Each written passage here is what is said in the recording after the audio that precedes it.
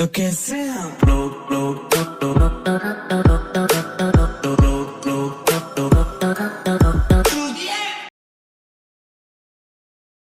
Welcome to our channel easy to learn science. जो आज हमारा टॉपिक है 9th क्लास कंप्यूटर साइंस का, वो है प्रॉब्लम सॉल्विंग। पिछले लेक्चर में हम डिफाइनिंग का प्रॉब्लम पढ़ चुके थे और आज हम उसका दूसरा स्टेप पढ़ने जा रहे हैं, अंडरस्टैंडिंग का प्रॉब्लम। कि प्रॉब्लम को समझने से क्या मुराद है, ये बहुत जरूरी और अहम स्टेप है हमारा किसी भी प्रॉब्लम को सॉल्व करने से पहले। क्योंकि आप दुनिया की कोई भी ऐसी प्रॉब्लम है, उसको समझे बगैर आप उसका जवाब नहीं दे सकते। यही उसने इसकी डेफिनेशन में बताया है कि it is important to understand the problem before jumping into the solution of the problem. कि किसी भी प्रॉब्लम को हल करने से पहले ये बहुत जरूरी है कि उसको समझा जाए।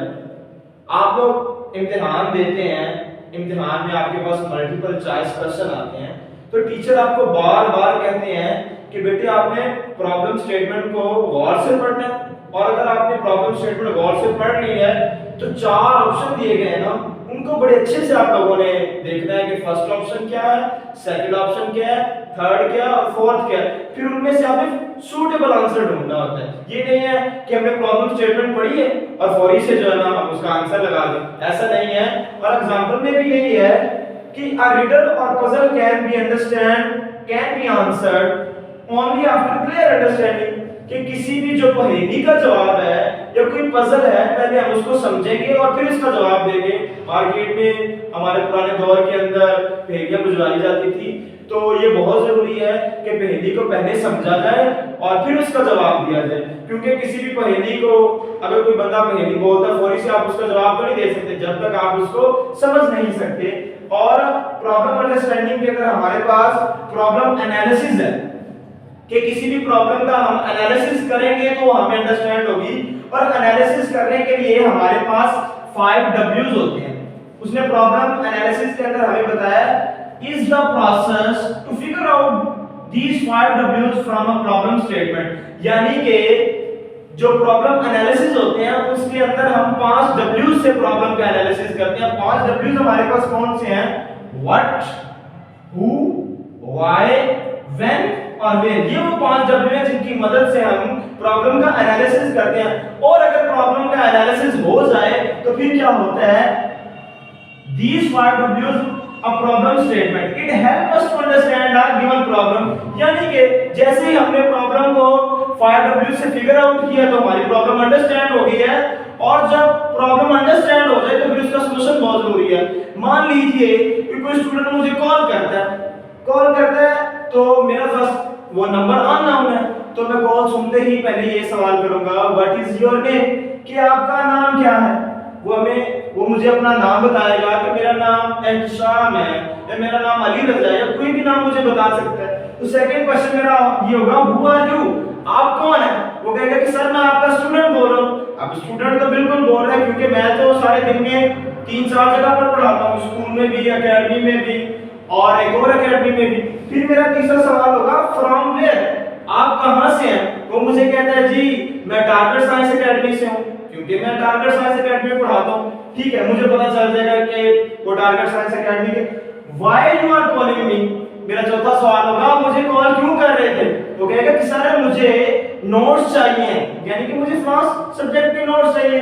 फिर मेरा क्वेश्चन होगा व्हेन यू नीड, कि आपको कब जरूरत है नोट्स की। तो इस तरह से उसकी मुकम्मल प्रॉब्लम को मैं 5 W's के जरिए समझ जाऊंगा कि अब मुझे पता चल गया एक स्टूडेंट है जो टारगेट साइंस एकेडमी से बिलोंग करता है और मेरे से नोट्स मांग रहा है और उसको कल तक नोट्स चाहिए। देखिए एक प्रॉब्लम स्टेटमेंट मेरे सामने वाज़ेह होगी और प्रॉब्लम एनालिसिस के जरिए मैंने अपनी प्रॉब्लम को अंडरस्टैंड कर लिया और मैं उसको कल तक नोट्स प्रोवाइड कर दूंगा। ये है कि हमारा अंडरस्टैंडिंग का प्रॉब्लम, कि किसी भी प्रॉब्लम को अंडरस्टैंड कैसे करते हैं। आज का टॉपिक हमारा मुकम्मल हो चुका है। अब ये है कि ये टॉपिक एग्जाम में कैसे पूछा जा सकता है, क्वेश्चन क्या अराइज हो सकते हैं। तो इसमें से क्वेश्चन ये आ सकता है what is meant by problem understanding. मैं यहां पर क्वेश्चंस लिख भी देता हूं। कि प्रॉब्लम अंडरस्टैंडिंग से क्या मुराद है, what is meant by problem understanding.